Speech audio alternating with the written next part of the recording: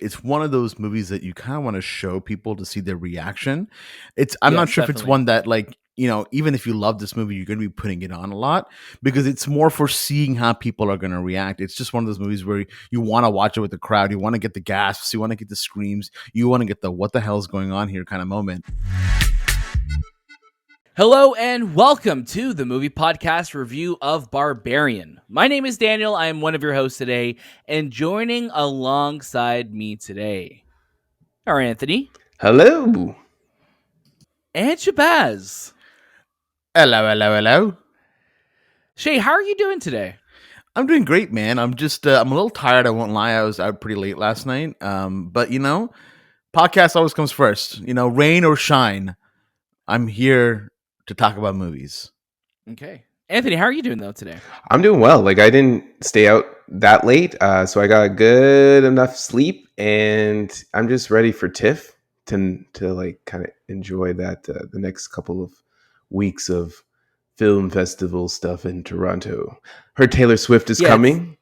That's all the rave. Harry That's all. Styles is coming. Yeah, like Taylor Swift. Everyone wants to be like, when no one wanted to go into these conversations with these artists, and now all of a sudden Taylor Swift shows up and everyone wants it, and everyone wants to be part of the TIFF experience. And like, man, I wish it was like 14 years ago when I started TIFF, or more, or longer. 20 years ago. Did you know Anthony started TIFF 14 years ago? Yeah, man. Me, I believe he first called it like ATIFF for like Anthony's Toronto International Film Festival. Me, I think he just changed it. Me and Cameron Bailey, we started it, and he kicked me out because I tried to change a lot of things.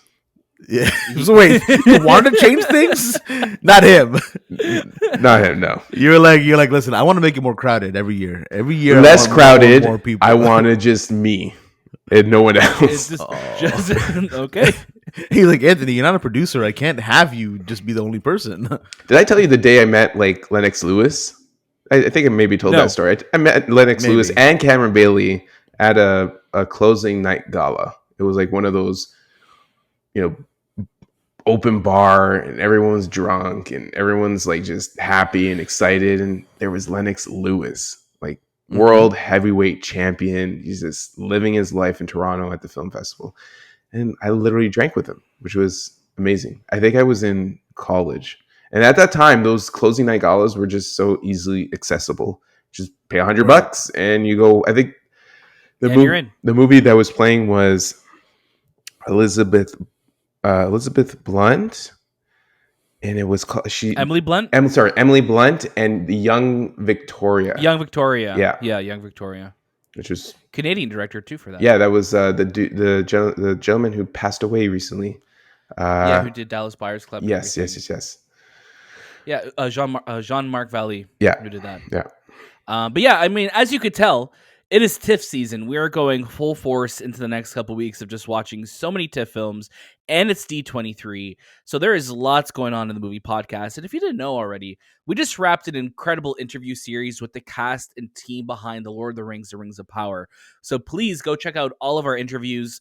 You can catch our review of the show, which is out right now as well too, alongside our review for The Last of Us Part 1 on the movie podcast. So you could check all of that out on the movie podcast feed right now, whether you're watching us on any podcast service or on YouTube, you'll be able to watch us there.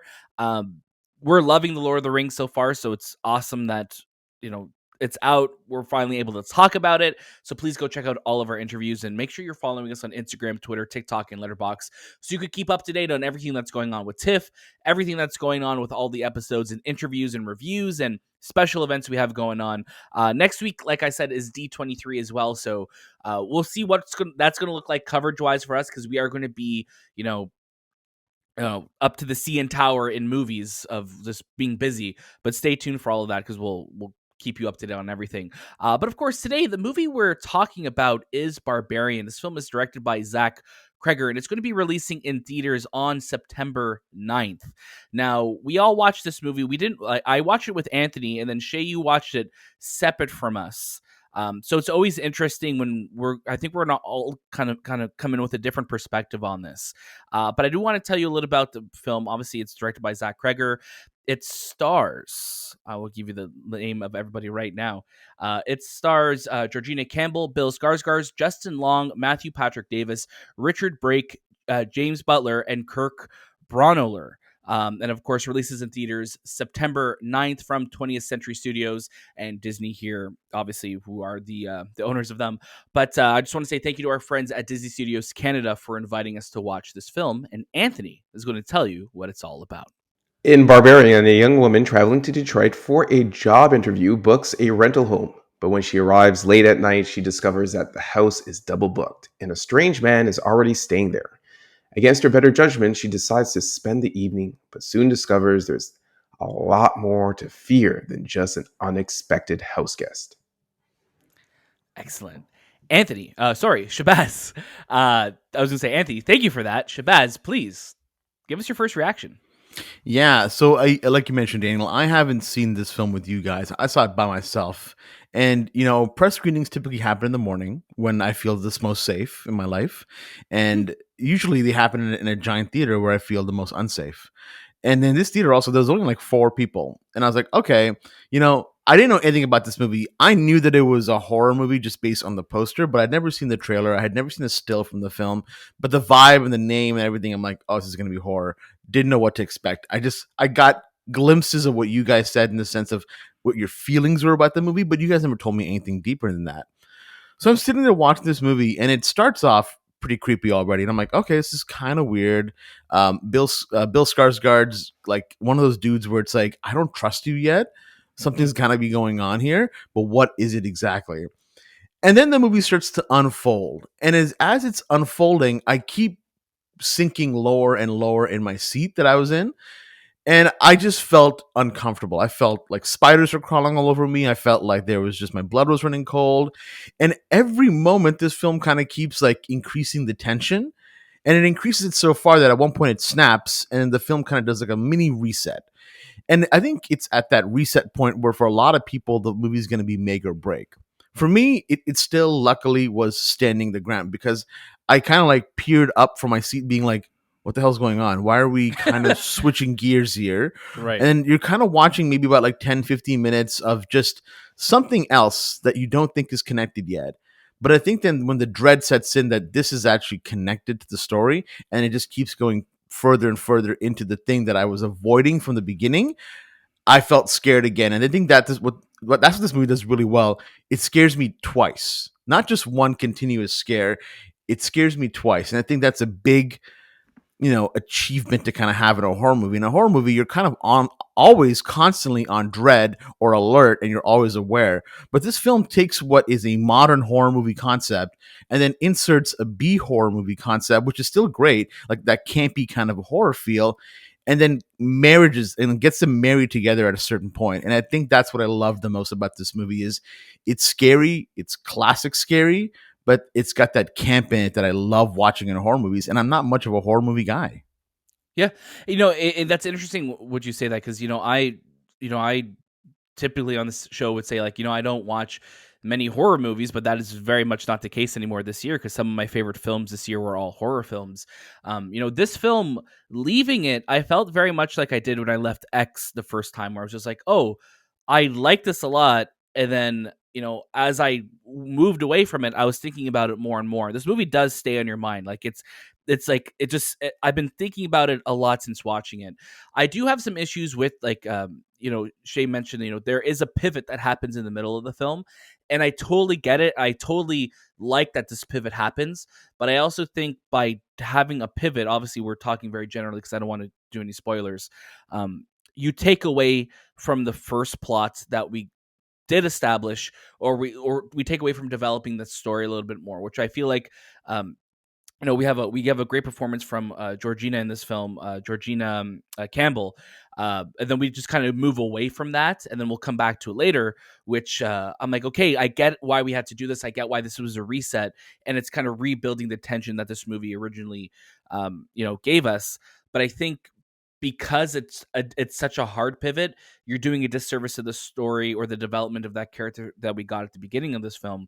But I still had a really good time with this movie, and I was just stressed watching this movie, like you, Shay. Like there were some moments that, like the tension is just winding and winding and winding and getting tighter and tighter and tighter as you're watching it.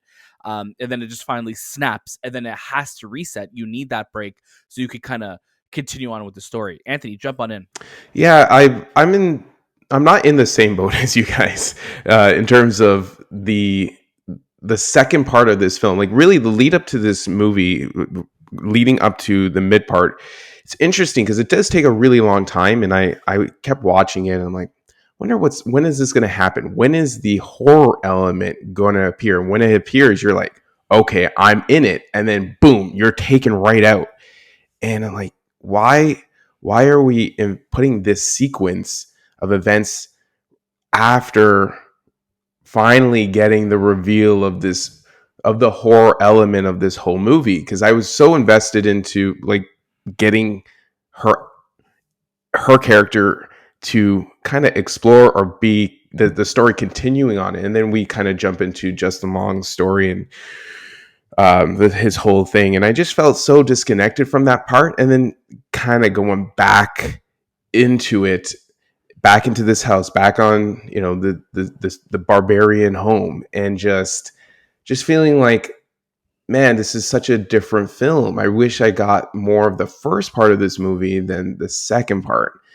And that's kind of like where I was at with it. I just thought the lead up was really well done. And it wasn't until Yushay said, like you're getting two blends of movies. You get that modern horror, and then you get that B horror. And for me, I just felt like the B horror just, I don't want to say it kind of like cheapened what I just watched because I was so invested in that first part. And I wanted more of that first part than what I got in the last part.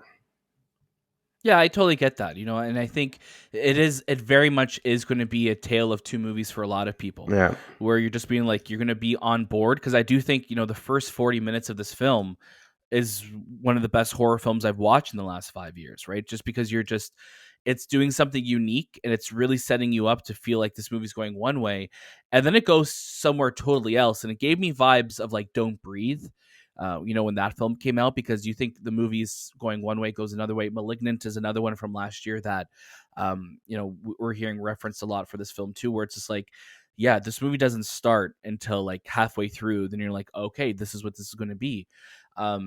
But I really liked the performances of everyone in this film. It's hard to talk about this movie without giving it away, but it's just one of those films that when you watch this, like, go in knowing as little as possible. Don't watch a trailer. Like, just go in like we did. We really didn't know much about this film, and we kind of came away just like, oh, okay, like this is not what I was expecting, but it's a good way though. It's a good thing. Yeah, I think like when you look at a movie like *Malignant*, for example, or even *Don't Breathe*, what *Malignant* kind of had was it had that camp horror aesthetic, from the beginning to the end. It's just in the middle, it's actually more of a genre switch, right? Like it goes from like horror to like something else. Whereas I found with *Barbarian*, it was more like, okay, it's just we're blending two horrors together and we're hoping to hit all targets. And I think Right. at some point, yeah, that could totally work. For me, it did. It landed. I was like, oh, it's really interesting because, again, I think, like I mentioned in the beginning, the biggest achievement this movie did for me was it had me scared, and then it tried to calm me down, and then it got me scared again. And I think Right. when you look at the grand story of this movie, there isn't a lot there, right? Like it's maybe It's like simple. 3 pages worth of story, if less, because it's just simple. And that's what I think worked about this film too. It made me go, this is possible in the world somewhere. I mean, to a certain extent, obviously. Yeah. And I think that's kind of why I was like, this is an achievement for me. But I also do understand where some people are just lost right at that point, who loved one part of a film and didn't want like a second, edition of it. Like you go to a restaurant and you're like, I want Italian food. And then I don't know where they're like, all right, now the second part, we're going to do Chinese. And it's like, okay, but I wasn't prepared for that. Like I get that you want to marriage these cuisines, but I'm not here for it. And that makes total sense. Yeah, like it's great analogy because you're getting two blends of one food in a sense, and yeah, you're just, I guess the expectations when you watch to that mid part sequence, you're like, oh, okay, and you saw me, Daniel. I woke up, I'm like, oh, I'm in this, and then all of a sudden I was brought down again. Anthony, and just to confirm, Anthony wasn't sleeping, but he perked up in his seat. He was just like, Yeah, like you know, he it's stood like up. he came to life. Yeah. it's an Oh, early Captain, my Captain. it's an early morning screening, so you are a little like just you're still waking up, so you're listening to the conversations, you're listening to the dialogue, because it is a lot of dialogue in the beginning, it's a lot of setup. But when that sequence happens, and our audience will know, if you go watch it, you will see like, Oh yeah. oh shit, like this is, it got serious. And then to be brought down again to a different, like, just to be taken out of that whatever we just witnessed, to, like, again, Justin Long's story. And then even Justin Long as a character, I always relate to him as B horror, and I think that's why he was in this, or maybe, you know, friends of the director. But that's the whole like idea of having him there. I just felt like, man, I thought this was going more serious than kind of cheesy at that end. I think what also is interesting about this film too is that it's one of those movies that you kind of want to show people to see their reaction. I'm not Yes, sure if it's definitely. one that, like, you know, even if you love this movie, you're going to be putting it on a lot, because it's more for seeing how people are going to react. It's just one of those movies where you want to watch it with the crowd. You want to get the gasps, you want to get the screams, you want to get the what the hell is going on here kind of moment. And I think that's what I really enjoyed about this movie too. But again, it isn't one of those that I could be like, oh, I'm in the mood for horror, let me put on Barbarian, because the novelty and the shock factor of some moments might wear off on repeat viewings, but they stand very true to if you want to show somebody. Yeah, and I think that's what I loved most about this film is it's going to be the conversation piece. It's going to be people's reaction. It's going to be those, you know, those tweet threads, those Reddit threads of people just being like, let's deconstruct what I just watched in this film. And I'm looking forward to that conversation. I'm looking forward to seeing reactions from people, because this is going to be this is a movie that I think is going to do best in a packed theater with just people watching, people reacting, people going crazy to the events that they're watching. And I think that's what makes it as an experience really interesting. But let's get to our final recommendations for the film. Anthony, I'm going to get you to start us off. I'm going to suggest you stream it. This is definitely a movie I would probably wait to watch at home. Like, again, it's you're going to be in this boat where you're going to like it or not. And for me personally, I wasn't a big fan of it. So I'm going to say stream it, and you maybe can enjoy it at home and see if it's something that kind of calls to you. For myself, I'm going to say watch it. Like I said, I think this is going to be a really fun one to watch in a crowd of with people watching in the theater opening night. You know, it's also playing during midnight dankness this week at like, I guess, outside the TIFF Internet, like Toronto International Film Festival. But this is just a really interesting time to theater, and as I was leaving, I wasn't too hot on the Switch, but as I was, you know, thinking about it more, this movie has stayed on my mind all week since watching it. So I will say definitely watch it. I think you're going to have a good time with it, and it's just a really fun movie to show people. So definitely do that. Shay. Yeah, I'm going to say watch it as well. I enjoy the horror. I enjoyed the bone chilling atmosphere this movie creates. Yeah, definitely recommend it. Again, I had a good time, but I am aware that not everyone is going to be a fan of the midpoint.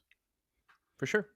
Thank you so much for listening to the movie podcast review of Barbarian. Don't forget, we are heading right into the Toronto International Film Festival. I want to say the TIFF Festival. I don't know why. We're heading right into the Toronto International Film Festival. We're going to be watching lots of movies. We'll be having lots of reviews and coverage and interviews coming your way. So stay tuned for all of that. On the feed right now, you can check out all of our Lord of the Rings of Power interviews. You could check out our interview with Larry the Cable Guy and the directors behind Cars on the Road, which is going to be out this week as well for Disney Plus Day. And speaking of Disney, stay tuned for all of our D23 coverage and everything that comes out of that. There's lots to look forward to. It's going to be a crazy September, so we're so thankful to have you here. And of course, make sure you follow us at The Movie Podcast on Instagram, Twitter, TikTok, and Letterboxd. Leave us a review on Apple Podcasts and Spotify if you like what we're doing. And join our Discord. We're having some great discussions in there. Rings of Power, Game of Thrones, She-Hulk. We'll have spoiler discussion rooms for all of them. So come on in. The water's fine. We'll have a great conversation. We'll keep this conversation going because we love talking about movies and shows, and this is the best place to do it. So thanks so much for that. That was this time with the Movie Podcast, and we'll see you next.